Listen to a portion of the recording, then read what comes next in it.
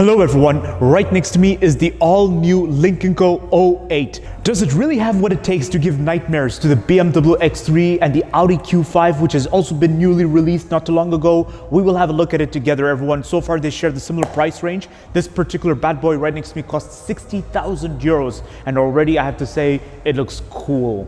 The sunset copper paintwork looks amazing for the exterior. It is a plug-in hybrid.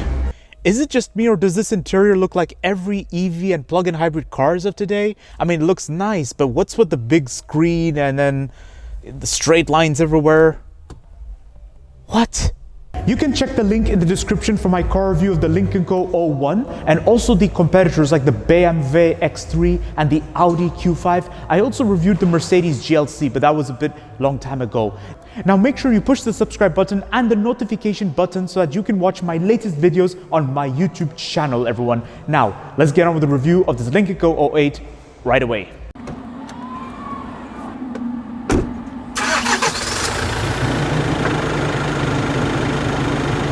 So I had the chance of looking at the exterior and the interior. The first impression I have overall is a combination between Polestar and Lotus.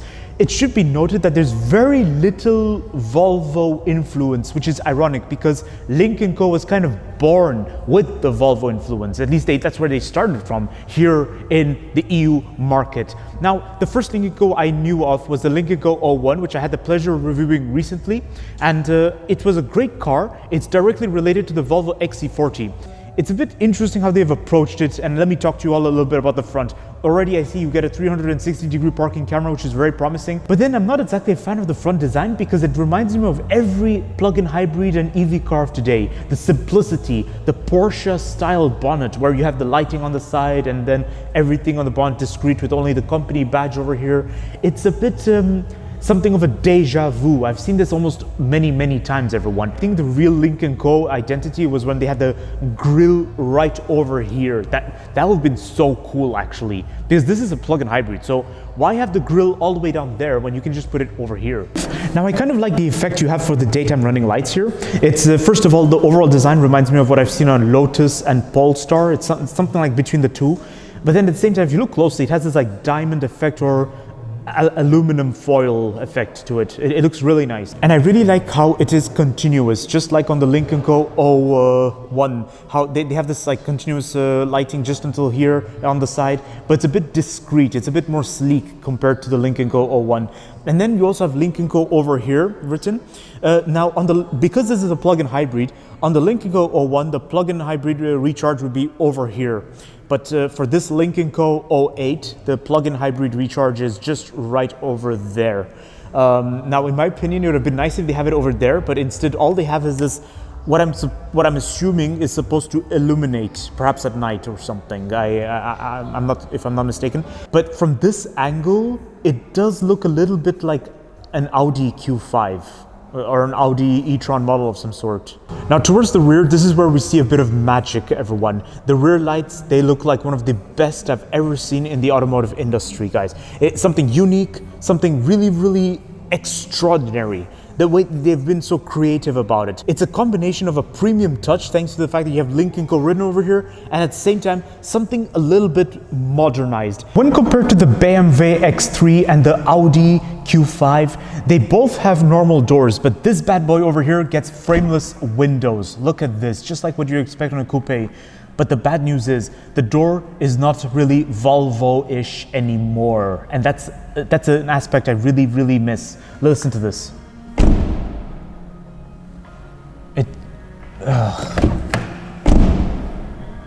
Okay, maybe it is, but to a very diluted extent, everyone, because a real Volvo has this boom sound or something. At least that's the case for the EX90 and the XC90. I gotta give it to them, they did a good job with those pop-out door handles. Look at this, they are really nice to hold on to. Now, when it comes to the interior of the Lynk Co 08, this is where I have very mixed feelings. Let's talk about it together. First of all, I opened the door, I look at the window buttons. They look exactly like what I've seen on certain Chinese electric car manufacturers, like Xpeng, I know. It's like, what was this?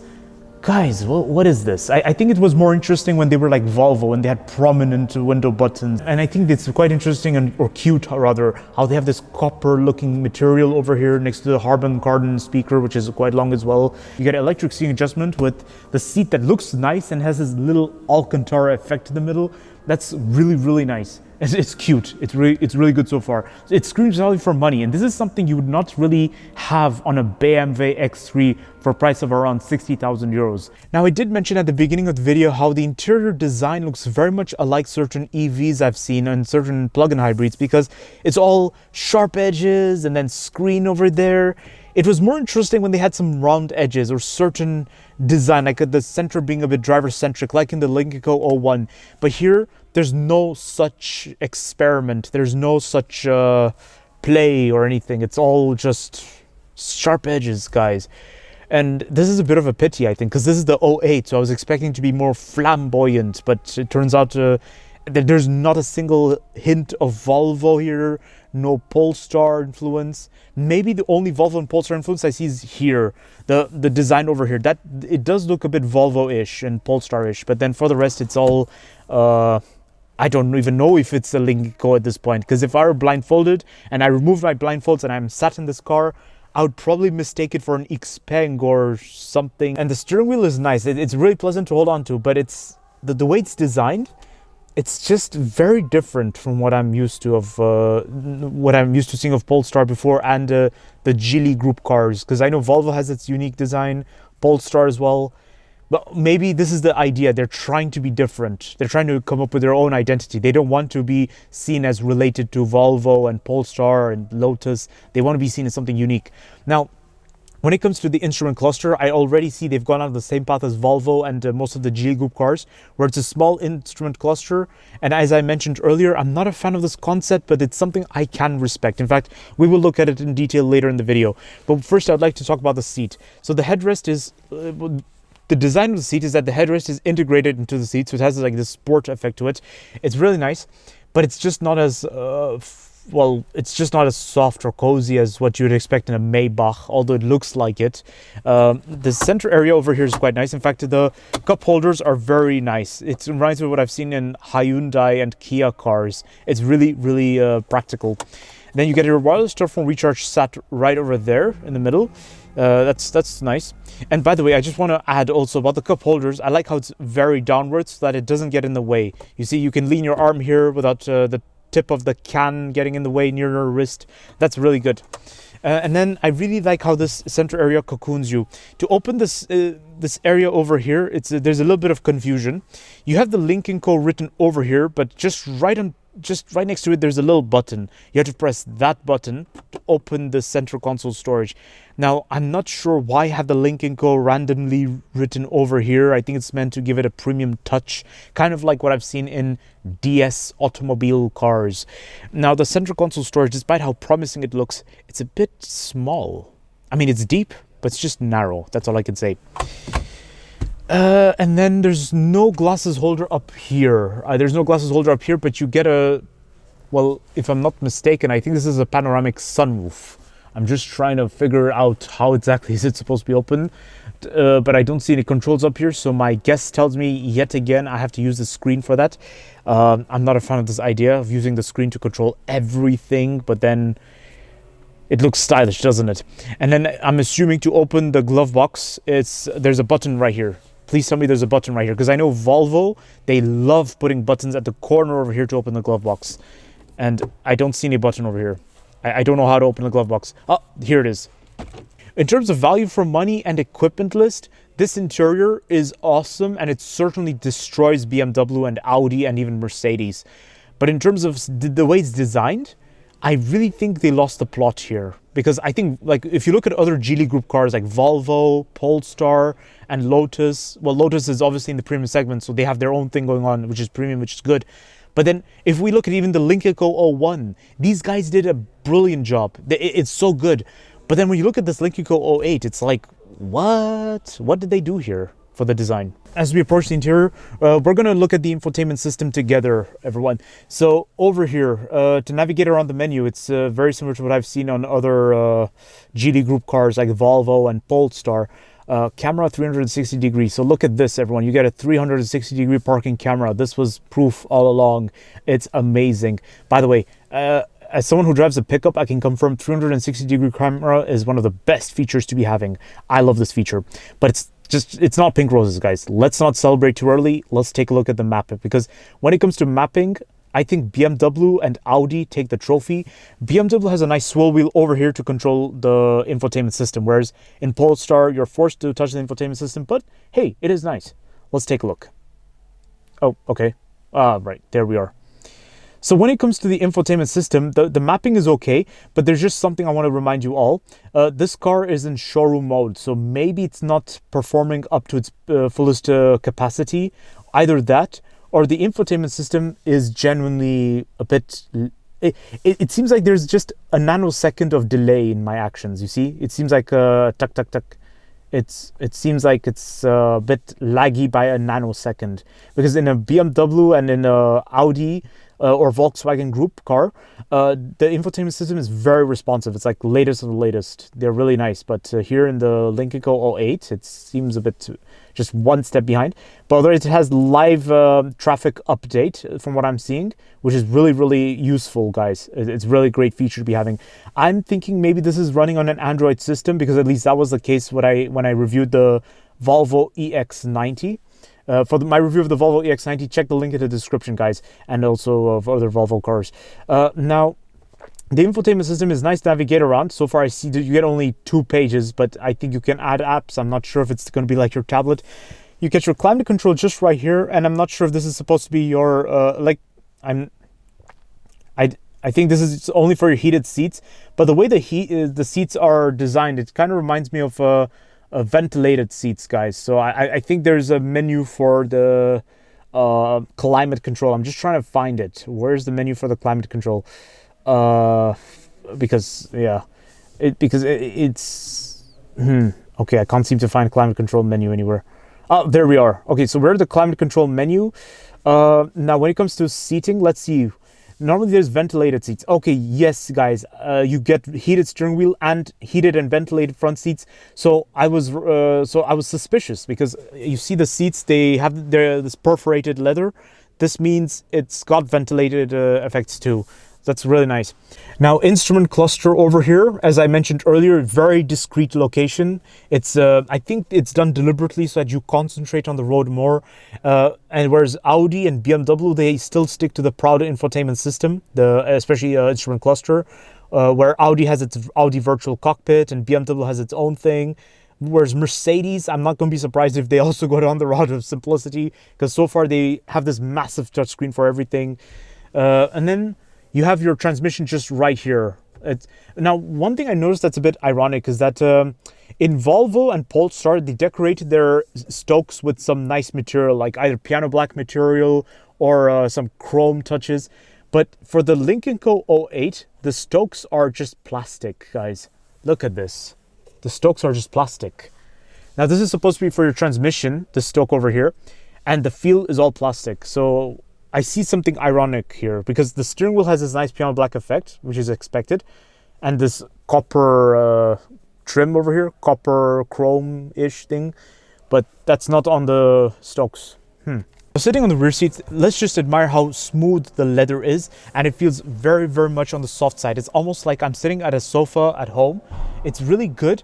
I was inclined to say it's got the vibe that's very similar to what I've seen in Tesla and Xpeng, about how you have this panoramic roof, and then well, this is a panoramic sunroof, by the way, but then you also have windows. But here it's a bit different. I like the vibe. It's not very like they stuck to one theme. I see that you have the beige leather, but then also you have the black fabric onto the side and the black plastic, which does look good. I like the contrast they have here. Otherwise, if everything was just single tone, so beige A pillar, B pillar, and then beige onto the door, beige plastic, having a single tone interior would have made it a bit too Tesla-ish or too Xpeng-ish. In fact, that's what I saw in the Xpeng G6. The Xpeng G6 had like this monotone interior, which was like light gray, and was like, I was just thinking to myself, what's going on here? When comparing the rear seats to BMW X3 and the Audi Q5, I have to say that this rear seat is really, really spacious. I have a lot of leg room,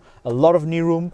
The headroom is good. The headrest is okay. It's not as interesting as what I've seen in certain competitors. But the armrest over here really is a bonus. That's really nice. It's awesome. Now, the interior does look very alive. Like compared to BMW and Audi, they made this interior feel like it's that of an EV car. It kind of reminds me of a little bit of Tesla and Xpeng, which I reviewed not too long ago. But it's kind of better than them because it's, you know, I really like how you don't have the pillars being so narrow and this being so narrow. You still have the bodywork over here, and the panoramic sunroof is slightly narrow compared to what I've seen on certain EVs and plug-in hybrids. So they did a really good job executing this interior. I quite like it, actually. And now we're gonna have a look at the boot space together. Now, I have mixed feelings about what to expect here. This is gonna be very interesting because already so far what I see is that the boot lip is really good. Just right here in the middle, you don't see any exposure of the paint, so that's a bonus. But then if you look at the side, the paint sticks out a lot. This is why I have mixed feelings. I don't know whether to praise this or whether to question this. But then at the same time, when we look at the boot space, I really like how practical it is, how durable it is, with the rubber mat over here, which you can remove if you need to, and it gives it durability. It's really nice. But I just feel like when it comes to the practicality side of things, Audi takes the trophy, and the Volkswagen Group in general, they take the trophy when it comes to practicality solutions for the boot space. And then also when it comes to volume, I think the BMW X3 would take also the trophy because it has a slightly bigger, the exterior has a boxy shape to it. So therefore, the boot volume would be more slightly. Now for this segment, it's not very likely you're going to be expecting practicality that much, because if you really want a plug-in hybrid vehicle with practicality, I would go straight for something in the Volkswagen Group. But if you really want to prioritize style, I think the Lynk Co 08 does take the trophy, and value for money as well. So here's my conclusion of the Lynk Co 08. Now the big question I have in my mind, does this Lynk Co 08 destroy the BMW X3, the Audi Q5 and the Mercedes GLC? Well, here's the thing, everyone.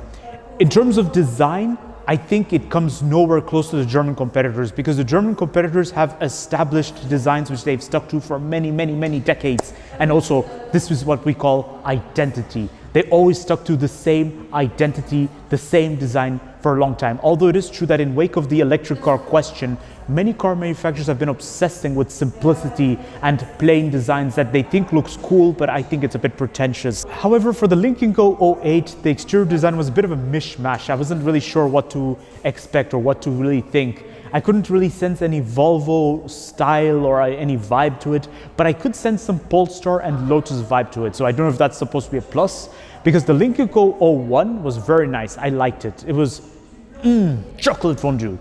But the Lynk Co 08, I had mixed feelings about it. When it comes to the interior of the Lynk Co 08, this is where I had even more confusion, because the design, it reminded me so much of what I just saw recently in the Xpeng G6 and certain EV car manufacturers. It's really confusing, and then also I wasn't really a fan of the idea that they went simplistic on the window buttons and certain areas. I think it was more interesting when they had this Volvo or Polestar vibe to them. But that's, I think, the idea. Lynk Co is trying to be different, I think, from the other Geely Group cars. They're trying to create their own identity, because for the exterior, they did a brilliant job with the rear lights. I like it. But now when it comes to the interior, I have mixed feelings. I really wish it were similar to the Lynk Co 01. But otherwise, I quite like the ambience when you sit on the rear seat. It's not like a Tesla or an Xpeng or certain EVs where you have glass everywhere. It's still quite Scandinavian. So don't forget to like, subscribe, and stay tuned for more videos that are on the run. Leave a comment in the comment section below sharing me your thoughts of this Lynk Co 08. I'm very curious to know what you all think of it compared to the German competitors I've mentioned. And then, of course, check the link in the description for my other car reviews of other Geely Group plug-in hybrid SUVs or even electric vehicles. I will see you all very, very soon.